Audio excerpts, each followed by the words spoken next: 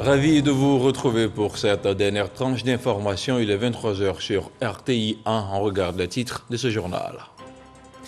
Ce mercredi, au cours du Conseil des ministres, le gouvernement a condamné des actes d'incivisme et d'indiscipline qui perturbent le calendrier scolaire. Il exhorte les parents d'élèves à s'impliquer davantage dans la sensibilisation en vue de faire respecter le calendrier scolaire pour le bénéfice de leurs enfants. Le président Alassane Ouattara se souvient de Félix Houphouët-Boigny. Le chef de l'État a salué la mémoire du premier président de la République de Côte d'Ivoire, un homme épris de paix et de dialogue, mais également un bâtisseur, un modèle pour toute l'Afrique.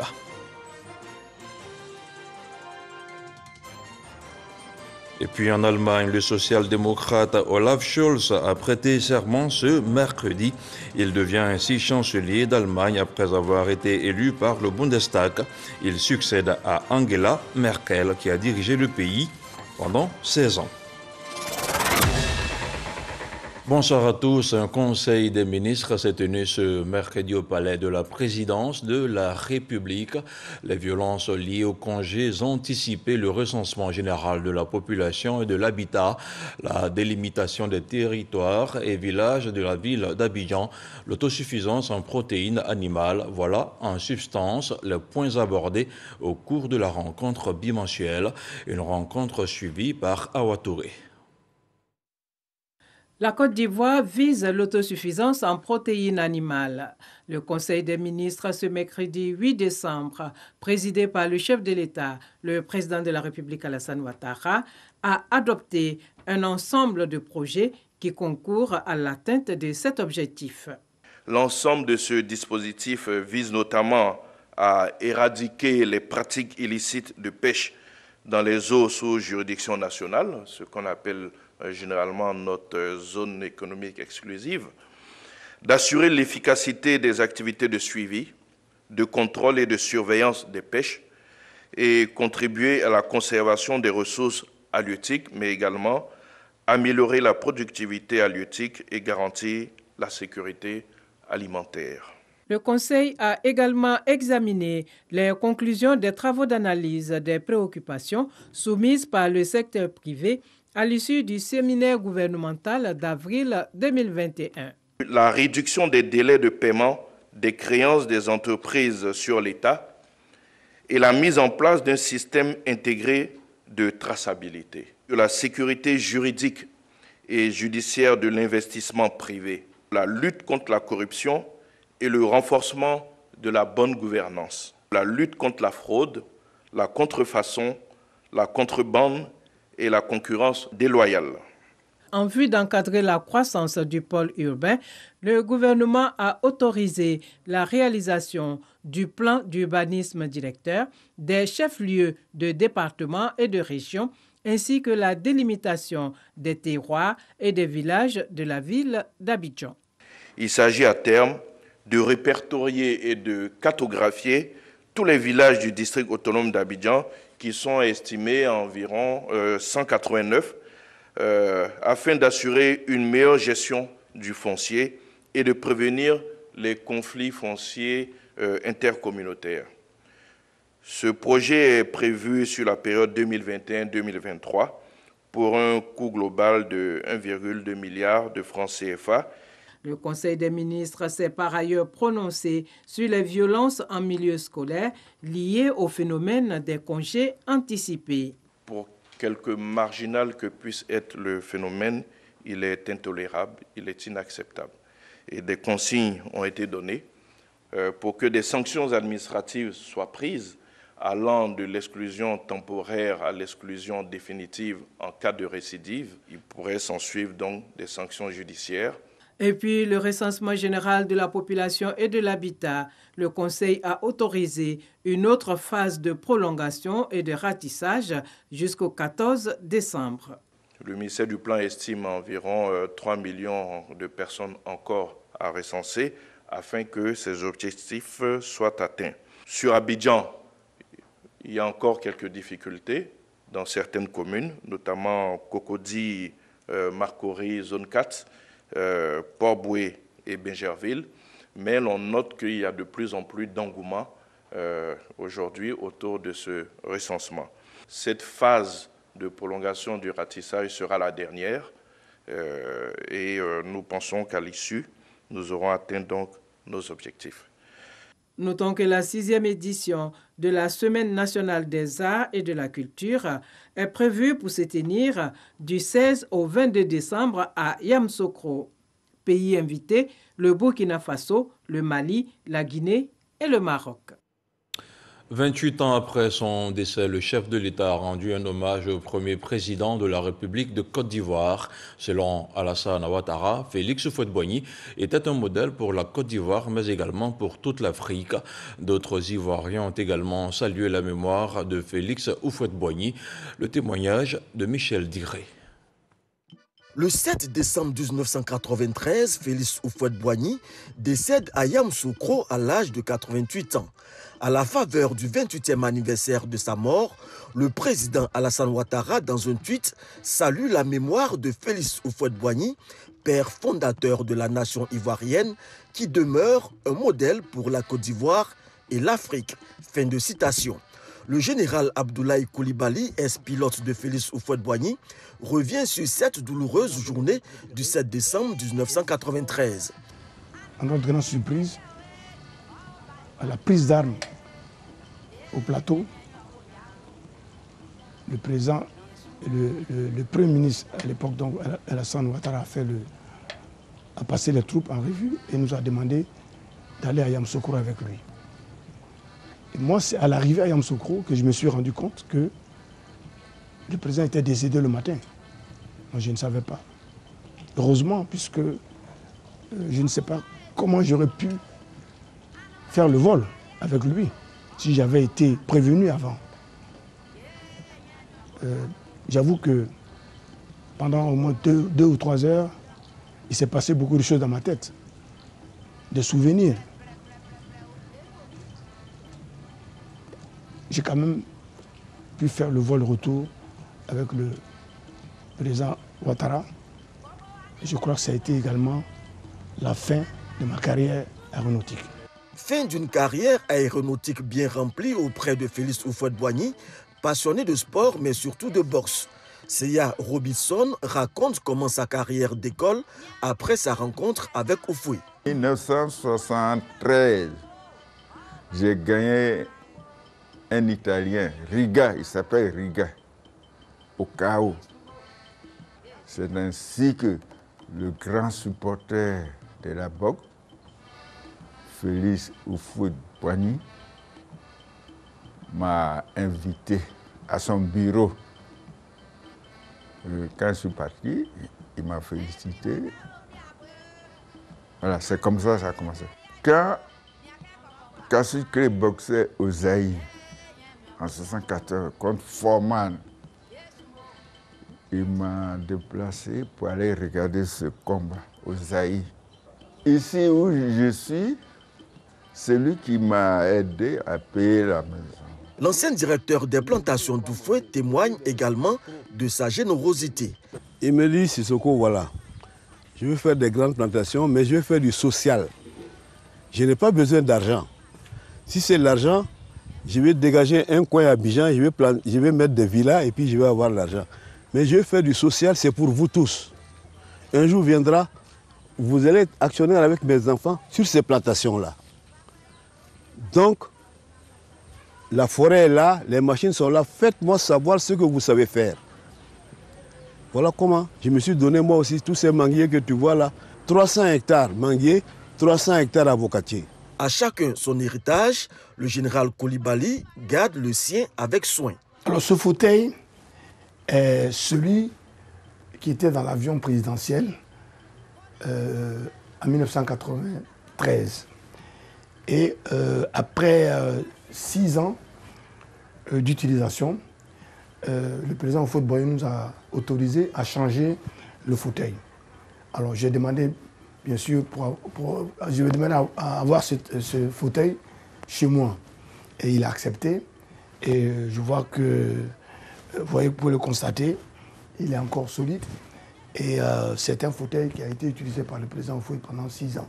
Houphouët le généreux, Houphouët le bâtisseur, Houphouët l'homme de paix, un lourd héritage aujourd'hui perpétué par le président Alassane Ouattara pour le rayonnement de la Côte d'Ivoire. Le président Félix Houphouët-Boigny à jamais dans nos cœurs et dans nos esprits. Autre chose à présent, la commission de la recherche de la science et de la technologie et de l'environnement recevait ce mercredi en séance d'information parlementaire le directeur général de l'autorité de la radioprotection et de la sûreté nucléaire, Georges Alain Monéan, est venu expliquer le rôle et les missions de l'entité qu'il dirige aux députés. Il s'est prononcé sur la protection de la population des biens et de l'environnement face aux risques liés à l'utilisation des rayonnements ionisants. Le compte-rendu de Moussa Konaté. Séance d'information parlementaire avec l'autorité de radioprotection, de sûreté et de sécurité nucléaire. Face aux députés, le directeur général de la structure expose sur les dangers des rayonnements ionisants. Il faut mettre des conditions idoines de sécurité et de sûreté autour de ces sources pour ne pas qu'il y ait des dommages à la santé de la population. Des effets tardifs, des faibles doses, nous pouvons avoir la cataracte, nous pouvons avoir la radiodermite et d'autres cancers dus au rayonnement. Des informations sur l'utilisation des rayonnements ionisants, bien accueillies par la Commission de la recherche, de la science, de la technologie et de l'environnement de l'Assemblée nationale. La structure qui est venue vers nous est une structure qui n'était pas très bien connue, alors que c'est une structure hautement stratégique. On nous a même dit que même pour faire le bitume, il y a des appareils qui émettent des rayonnements ionisants. Donc tout ça était pour nous plus ou moins nouveau. Nous l'avons compris et nous avons besoin donc de nous l'approprier et de faire de la sensibilisation. Dans sa vision, l'organe de régulation veut être une référence en matière de sécurité nucléaire. Il sollicite donc l'appui de l'hémicycle. Ils nous ont donné des pistes de travail. Ce qu'il faut faire. Ils ont posé beaucoup de questions qui peuvent nous aider dans nos activités. Ce que nous voudrons auprès d'eux, c'est de nous soutenir pour les textes que nous allons amener à l'Assemblée. L'autorité de radioprotection, de sûreté et sécurité nucléaire a été créée en octobre 2013. Sa mission, renforcer la protection de la population, des biens et de l'environnement face aux risques des sources de rayonnement ionisant.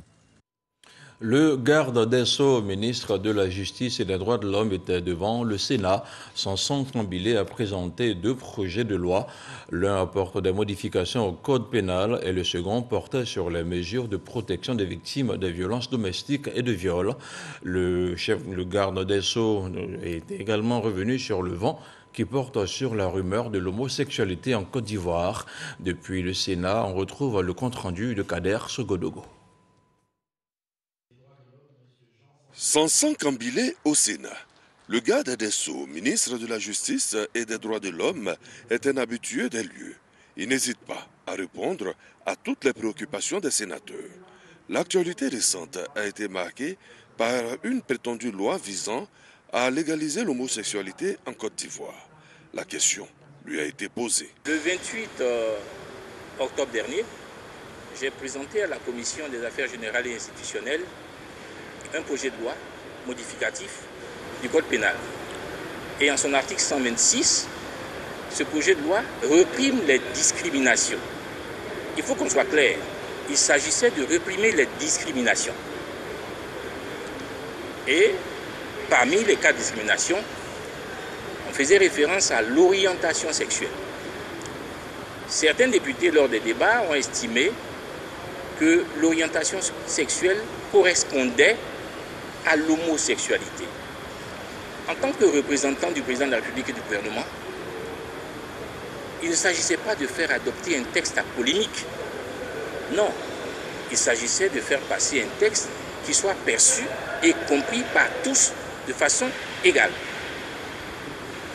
Nous avons donc suggéré la suppression du terme orientation sexuelle par un amendement que nous avons proposé nous-mêmes aux députés. C'est pour ça que la reformulation a consisté à ajouter le terme notamment et à supprimer le terme orientation sexuelle. Mais on n'a pas compris pourquoi est-ce que certaines personnes ont pris cette suppression comme étant l'aveu de ce que le gouvernement entendait de façon insidieuse légaliser l'homosexualité. Les bras m'en tombent. C'est des débats surréalistes et totalement faux. Le temps est certainement venu de se concentrer sur l'essentiel. Nous sommes un gouvernement sérieux et au travail. Vous savez, quelquefois on a le sentiment que certaines personnes trouvent leur bonheur dans la polémique.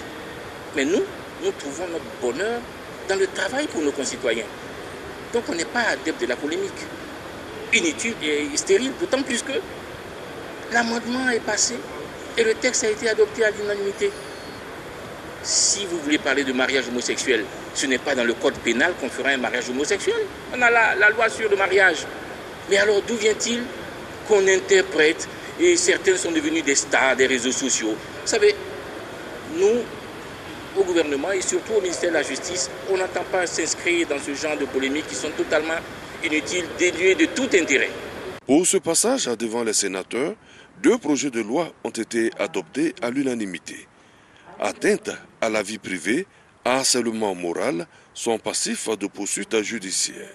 L'instauration des mesures de protection efficaces contre les violences domestiques, le viol et les violences sexuelles, autres que domestiques, pour harmoniser les engagements internationaux. Et ici, à Abidjan, la politique rizicole de la Côte d'Ivoire a été expliquée aux membres du Conseil économique, social et environnemental. Le directeur général de l'Agence pour le développement de la riziculture leur a déployé sa feuille de route, une feuille de route pour leur montrer l'autosuffisance en riz d'ici à 2030, tout en diversifiant les besoins en céréales des populations ivoiriennes. On en parle avec Noël Niayo. Le riz constitue une denrée essentielle, voire existentielle, dans les habitudes alimentaires des Ivoiriens. Mieux, la nature a doté la Côte d'Ivoire d'avantages comparatifs pour produire cet aliment essentiel des Ivoiriens. Pourquoi, avec la générosité de la nature qui nous offre de solides atouts en termes de superficie irriguée et de sources d'eau abondantes, malgré ce marché et ses avantages naturels, voici 4 décennies que la Côte d'Ivoire peine à assurer l'autosuffisance en riz des Ivoiriens. Pourquoi? Que faire pour résoudre cette équation? Le président du Conseil économique et social et environnemental, Eugène Akaoulé, et les membres de la dite institution veulent comprendre cette problématique pour conseiller utilement les décideurs. Personne indiquée pour cet exercice, le directeur général de l'Agence de développement de la riziculture à Dériz, Yacouba Dambélé. Il a parcouru tous les champs, les différentes politiques après la dissolution de la SODERI, la gestion de l'institution ONDR, Office national pour le développement de la riziculture, aujourd'hui à Dériz, sans oublier les difficultés liées à la production et à la commercialisation, à l'encadrement des producteurs et les questions du financement du secteur. Tout a été expliqué et dit aux conseillers, avec à la clé un argumentaire pour conseiller utilement les décideurs. Nous avons un potentiel de 200 000 hectares irrigables. Nous n'avons aménagé que 55 000.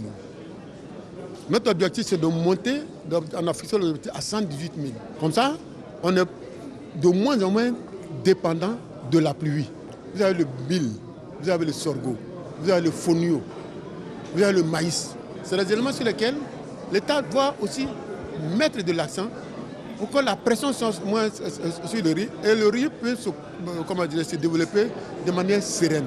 Bien plus, Yacouba Dambélé est venu avec une batteuse à la dimension des petites exploitations villageoises. Le fait que ce soit des Ivoiriens, des jeunes Ivoiriens, qui mettent à la disposition du monde agricole, de la riziculture, cette machine promet. Je pense que cela nous permet d'espérer que nous sommes sur la bonne voie. Voilà, qui permettra à la Côte d'Ivoire de venir à bout de l'autosuffisance en riz avec le concours des conseils économiques, sociaux et environnementaux outillés pour aider à la prise de la décision juste. Autre chose à présent, le ministre de la Construction, du Logement et de l'Urbanisme, Bruno Nabagné-Koné, a procédé ce mercredi à l'ouverture de la 8e édition du salon Archibat, le salon de l'architecture et du bâtiment. La biennale des professionnels du cadre bâti se tient cette année autour du thème « La fabrique de la ville aux professionnels », un thème évocateur qui replace le rôle du professionnel du bâtiment au cœur de la construction d'une ville durable. Pour cette 8e édition, 300 exposants dont plusieurs participants étrangers sont recensés. Environ 25 000 visiteurs sont attendus avant la clôture de cet événement majeur qui ferme ses portes samedi prochain. Et on fait maintenant le point de la situation de la Covid-19 au 8 décembre.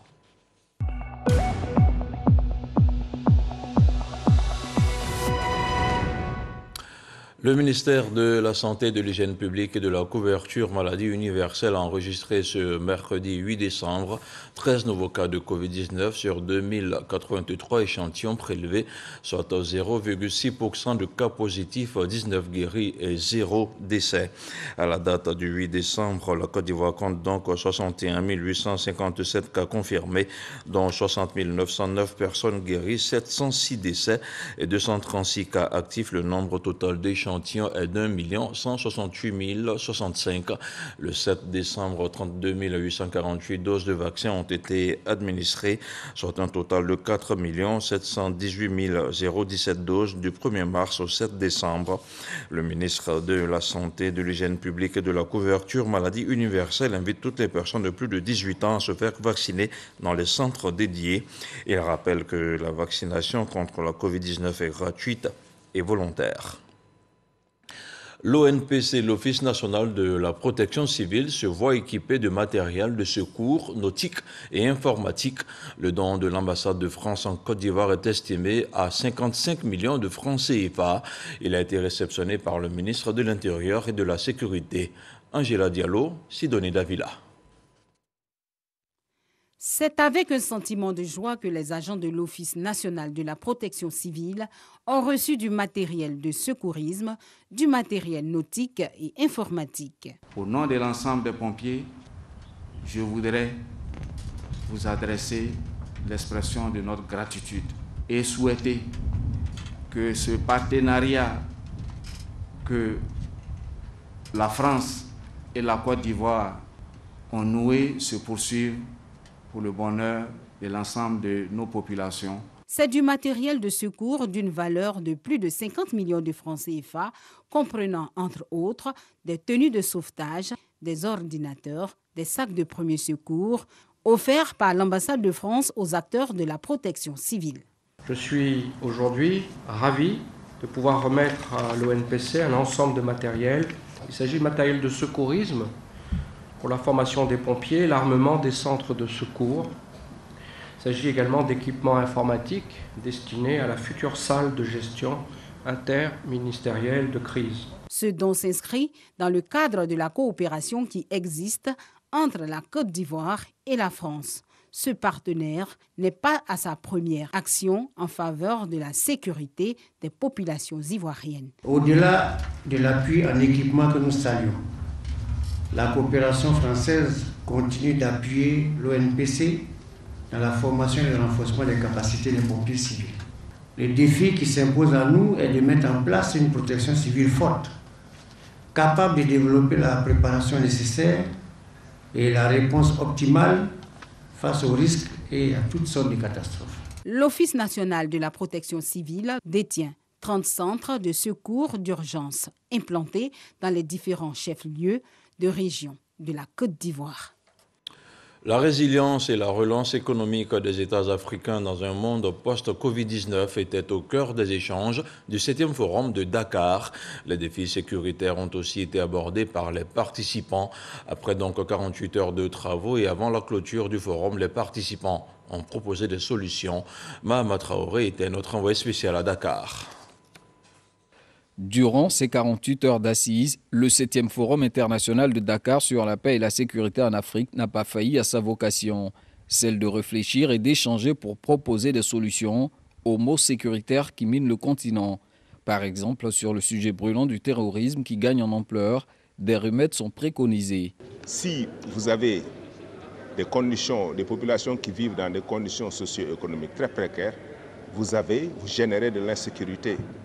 Donc, la première condition, c'est qu'il faut que les États africains soient en mesure d'avoir des forces de défense et de sécurité crédibles pour faire face déjà à baisser la violence à son niveau le plus bas pour permettre après l'entrée en œuvre des autres instruments qui sont d'ordre économique, politique, diplomatique. À ce forum de Dakar, on a aussi abordé sans tabou les dossiers qui ont fait l'objet de tensions ces dernières semaines, notamment la présence des forces militaires étrangères sur le continent. L'état final recherché des missions d'entraînement de l'Union européenne, c'est précisément cela, c'est d'aller vers l'autonomisation complète des forces armées, donc de les aider à développer les outils pour pouvoir agir en totale autonomie vis-à-vis des problèmes sécuritaires auxquels ils sont confrontés pour apporter eux également leur pierre à l'édifice étatique.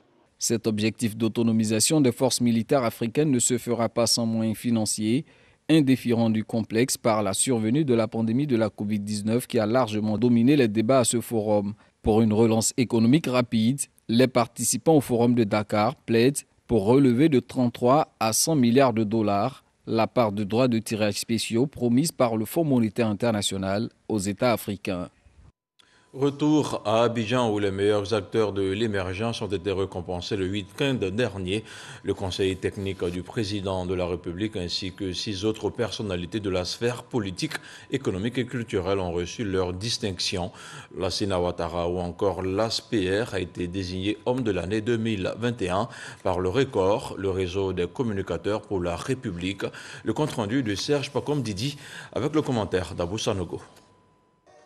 Lassina Ouattara, conseiller technique du président de la République Alassane Ouattara, désigné homme de l'année 2021 pour toutes ses actions sociales à travers la Côte d'Ivoire. Lors de la 9e édition des prix Record, une cérémonie de distinction des meilleurs acteurs de développement.